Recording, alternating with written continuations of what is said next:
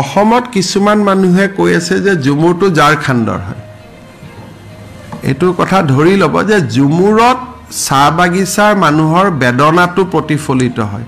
যে আমি ঝাৰখণ্ডৰ পৰা আহিলো ছত্তীশগড়ৰ পৰা আহিলো আমি নাম নাজানো গাঁও নাজানো আৰু ইয়াতে আহি আমি অসমীয়াৰ লগত মিলি গলো গতিকে it is a 100% authentic Assamese culture Jhumur ভাৰতৰ বাকি কোনো জায়গাত গোৱা নহয় দুই এজন মই দেখিছো সোশ্যাল মিডিয়াত ইন্টেলেকচুৱেল ধৰণৰ মানুহ এটো কৈ আছে বাট দিস ইজ এ ৰং ডাইমেনশন ঝুমুৰৰ গানটো শুনিলে আপোনালোকে বুজি পাব যে আমাক বিভিন্ন জায়গাৰ পৰা ব্ৰিটিছে লৈ আহিলে আমি গাঁও নাজানো আমাৰ বাবা নাই আমি মাক এৰি থৈ আহিলো